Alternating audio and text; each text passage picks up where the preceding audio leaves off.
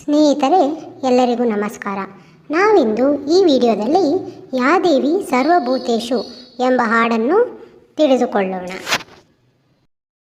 ಯಾ ದೇವಿ ಸರ್ವಭೂತೇಷು ವಿಷ್ಣುಮಾಯೇತಿ ಶಬ್ದಿತಾ ನಮಸ್ತಸ್ಯೈ ನಮಸ್ತಸ್ಯೈ ನಮಸ್ತಸ್ಯೈ ನಮೋ ನಮಃ.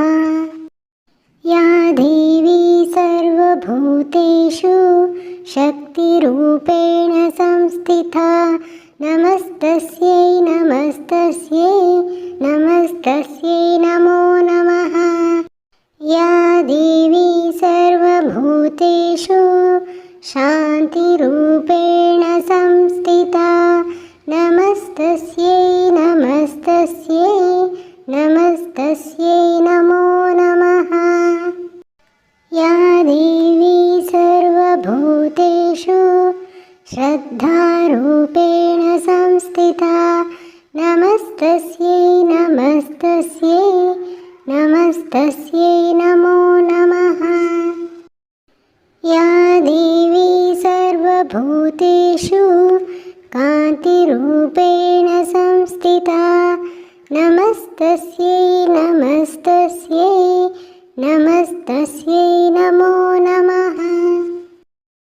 या देवी सर्वभूतेषु दयारूपेण संस्थिता नमस्तस्यै नमस्तस्यै नमस्तस्यै नमो नमः.